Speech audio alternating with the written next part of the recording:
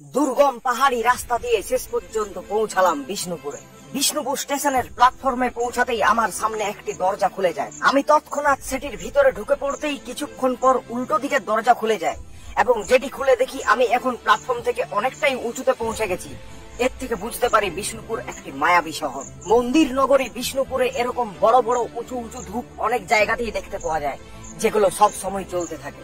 বিষ্ণুপুরের অধিকাংশ হোটেলে নিরামিষ খাবার পাওয়া যায় বলে নিরামিষ ভোজী প্রাণী গরুও হোটেল থেকে খাবার কিনেই খায়।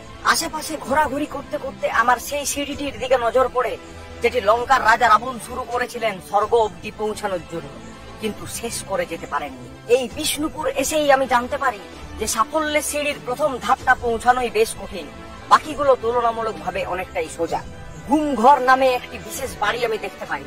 মল্ল রাজাদের আমলে এই বাড়িটি তৈরি হলো, এখন সরকারও যে এটি কেন প্লাস্টারের ব্যবস্থা করেনি তা আমি বুঝতে পারলাম না।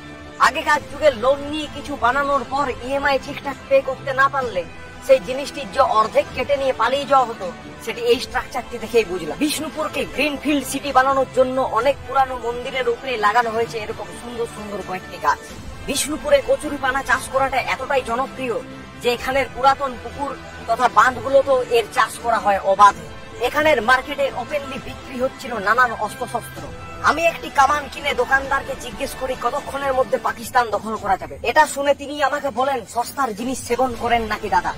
তার কাছে out of the syllabus question পেয়ে আমি সেখান থেকে পালিয়ে যাই। সেখান থেকে কিছু দূর এগিয়ে গিয়ে আমি দেখি গায়ে গুটি বসন্ত নিয়েও একটি ব্যান্ড রাস্তায় পারফর্ম করছে। আমি তাদের বাড়িতে থাকার ও রেস্ট করার পরামর্শ দিলেও তারা রিটার্নে আমাকে থ্যাংক ইউ জানালো না। এর জন্য একটু দুঃখ হলো।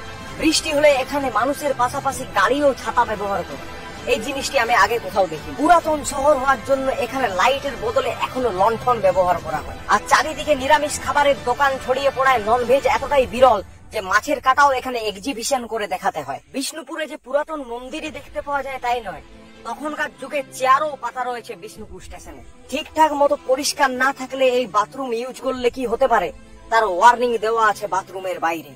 দুনিয়ার সব জায়গায় ট্রি হাউসের প্রচলন থাকলেও বিষ্ণুপুরে এরকম স্কাই হাউস খুবই জনপ্রিয়। কিন্তু এরকম ছোট ছোট ঘরে বড় বড় মানুষ কি করে ফিট হয় তা ভাবতে ভাবতেই আমি বাড়ি ফিরলাম।